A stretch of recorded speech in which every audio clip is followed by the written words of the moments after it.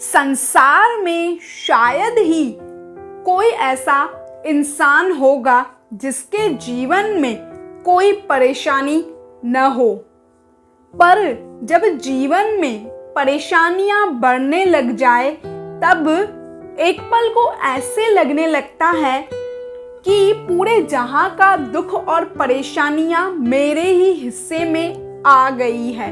और यह बात सत्य भी है, लेकिन हम शायद उस वक्त यह भूल जाते हैं कि हमारे जैसे न जाने और भी कितने लोग हैं जो इन सब चीज़ों से अभी गुजर रहे हैं या फिर गुजर चुके होंगे। हमें हमारी ही परेशानियां सबसे बढ़कर लगने लगती है।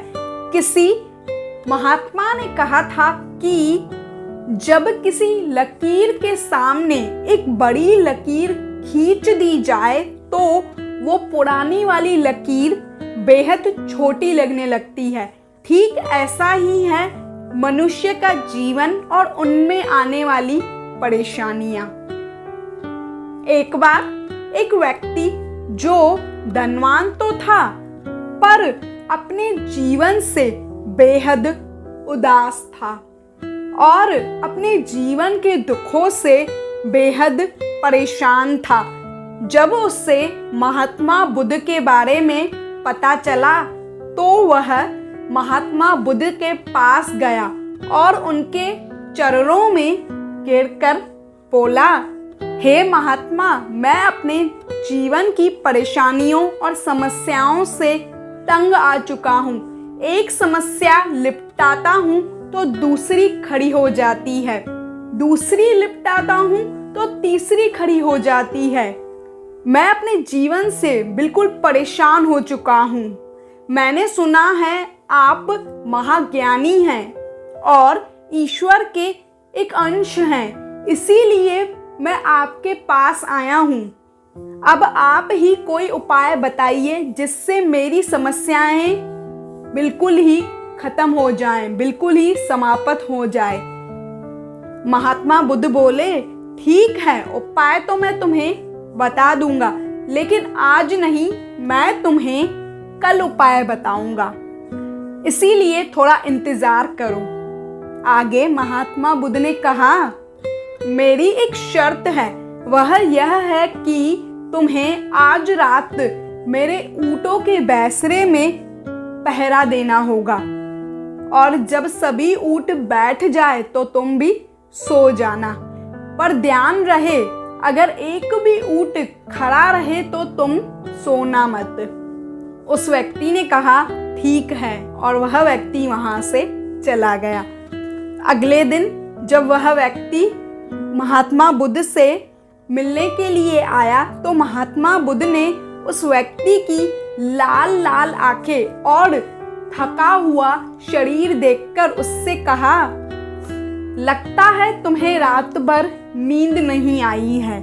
उस व्यक्ति ने कहा, हाँ महात्मा, आपने मुझे जहाँ ऊँटों के बैसरे में पहरा देने के लिए भेजा था वहाँ तो सैकड़ों ऊँट थे।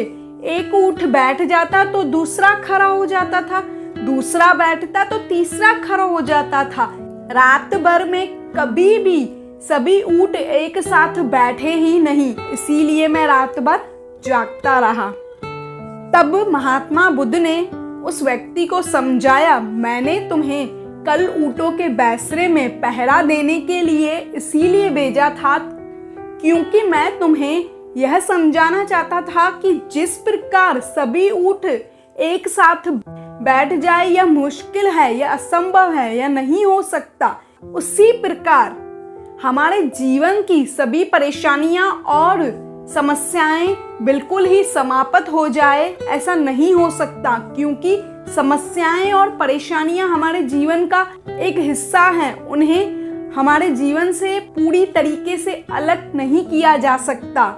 इसीलिए अगर तुम अपने जीवन में खुश रहना चाहते हो तो तुम्हें इन्हीं समस्याओं और परेशानियों के बीच रहकर ही खुश रहना सीखना होगा, क्योंकि जिस प्रकार फूलों का राजा गुलाब कांटों में ही खिलता है और तालाब में खिला हुआ बेहद सुंदर कमल का पुष्प कीचड़ से गिरा होता है फिर भी वह महकता है, उसी तरह तुम्हें भी अपने जीवन में अगर खुश रहना है तो इन्हीं परेशानियों और समस्याओं के बीच रहकर खुश रहना सीखना होगा।